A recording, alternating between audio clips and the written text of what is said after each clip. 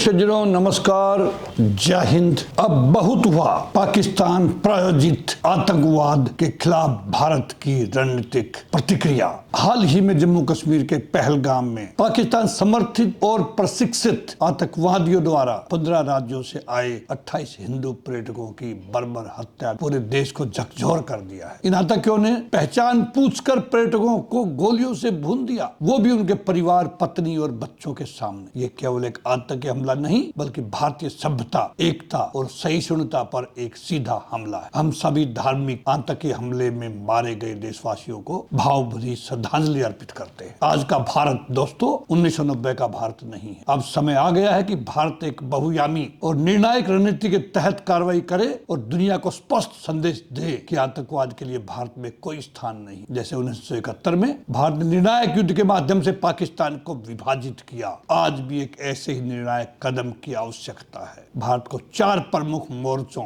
जिसमें राजनीतिक, कूटनीतिक, आर्थिक और सैन्य पर सामूहिक प्रतिक्रिया देनी होगी। आज हम ठोस और व्यवहारिक कदम प्रस्तुत करेंगे, जिनके माध्यम से भारत न केवल जवाब देगा, बल्कि पाकिस्तान को दीर्घकालिक सबक भी सिखाएगा। राजनीतिक और संवैधानिक कदम क्या होंगे, एक एक करके हम चर्चा कर। संसद में सर्वसम्मति से एक प्रस्ताव पारित कर इस कायरतापूर्ण कृत्य की निंदा की जाए और सरकार को सभी संभावित उपायों के लिए अधिकृत किया जाए, जिसमें पीओके को पुनः प्राप्त करने की रणनीति भी शामिल हो। पाकिस्तान को विधिक रूप से आतंकवाद प्रायोजक राष्ट्र घोषित करें और सभी द्विपक्षीय वार्ताएं समाप्त करें जब तक कि आतंकवाद समाप्त न हो जाए। भारतीय संविधान में स्पष्ट रूप से पीओके और गिलगित बाल्टिस्तान को भारत का अभिन्न भाग घोषित करने हेतु संशोधन लाएं। राज्य स्तरीय आतंकवाद रोधी समन्वय समिति गठित की जाए ताकि कश्मीर जैसे संवेदनशील क्षेत्रों में तत्काल सूचना और बल तैनाती संभव हो सके। क्षेत्रीय कूटनीतिक भागीदारी मजबूत करें। अफगानिस्तान, ईरान और मध्य एशियाई देशों से पाकिस्तान के खिलाफ रणनीतिक समर्थन प्राप्त करें। भारत के अंदर पाकिस्तान समर्थित अलगाववादी संगठनों के विरुद्ध कठोर कार्रवाई करें। हुर्रियत कॉन्फ्रेंस जैसे संगठनों को प्रतिबंधित करें जो पाकिस्तान के एजेंडे को देश में आगे बढ़ा रहे हैं। कूटनीतिक और वैश्विक रणनीति क्या होनी चाहिए? एक वैश्विक कूटनीतिक अभियान चलाए जिसमें G20, संयुक्त राष्ट्र, यूरोपीय संघ, OIC में पाकिस्तान के खिलाफ सबूत प्रस्तुत किए जाएं। संयुक्त राष्ट्र महासभा और सुरक्षा परिषद में पाकिस्तान को आतंक का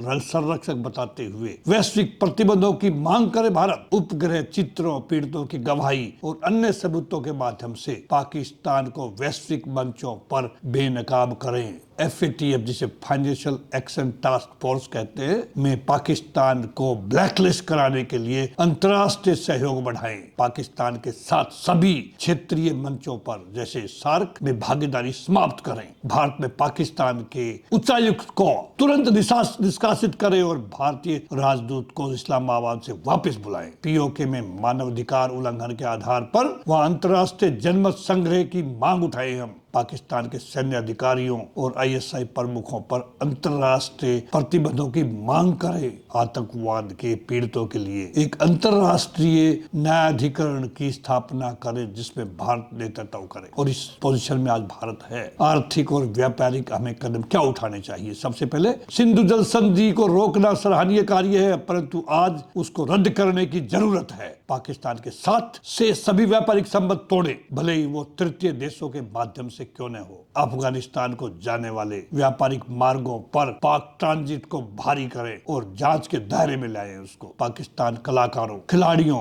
और मीडिया उत्पादनों पर पूर्ण प्रतिबंध लगाएं। क्रिकेट डिप्लोमेसी बंद करें, बहुत हो गया। BCCI का बड़ी हिदायत दे। अंतर्राष्ट्रीय मंचों पर पाकिस्तानी उग्रवादी संगठनों और कंपनियों को काली सूची में डलवाएं जो देश पाकिस्तान का समर्थन करते हैं, जैसे तुर्की, मलेशिया, चीन। उनसे आर्थिक सहयोग कम करें या खत्म करें। भारत में पाकिस्तानी बैंकों और संस्थानों के संचालन पर इमीडिएट रोक लगाएं। खाड़ी देशों से पाकिस्तान को मिल रही फंडिंग के नेटवर्क का खुलासा करने वालों को सरकारी पुरस्कार और सुरक्षा प्रदान करें। सैन्य और रणनीतिक कदम क्या होने चाहिए? पीओके में बालाकोट जैसी सर्जिकल और एयर स्ट्राइक फिर से करें या इससे बड़ा करें। विशेष बलों द्वारा त्रिपुरा सीमा पर आतंकवादियों के ठिकानों का गुप्त अभियान चलाएं। पीओके पुनः प्राप्ति के लिए विशेष सैन्य नागरिक टास्क फोर्स का गठन करें। देसी ड्रोन तकनीक और कृत्रिम बुद्धिमत्ता का प्रयोग करें। आतंकी गतिविधियों की निगरानी और नष्ट करने के लिए एलओसी पर सेना की भारी तैनाती बढ़ाएं और घुसपैठ रोधी रणनीति को मजबूत करें। अरब सागर में भारत और उसके मित्र देशों की संयुक्त नौसैनिक अभ्यास कर पाक को चेतावनी दें। S-400 और ब्रह्मोस मिसाइल तैनात कर पाक को रणनीतिक रूप से घेरे। बलूचिस्तान में स्वतंत्रता संग्राम को वैचारिक और रणनीतिक समर्थन प्रदान हम करें। एक 24/7 कश्मीर वार रूम की स्थापना करें, जिसमें रॉ, IB,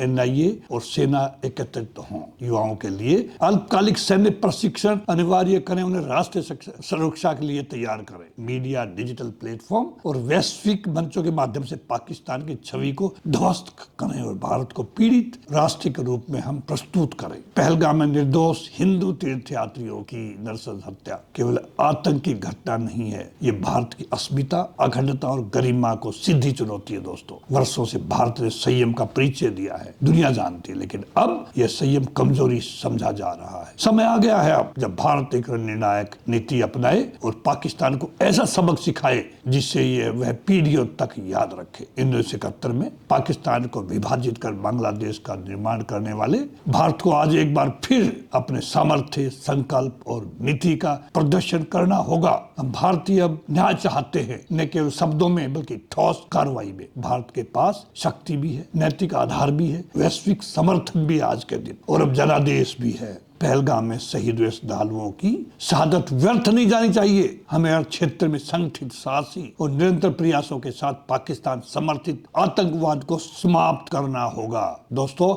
एक बार फिर मेरी उन सभी देशवासियों को, 28 जवानों को जिनके परिवार के सामने उनकी नरसंस हत्या कर, मैं पूरे देशवासियों की तरफ से, पूरे पूर्व सैनिकों की तरफ से उनको नमन करता हूँ, सच्ची श्रद्धांजलि देता हूँ। जय हिंद।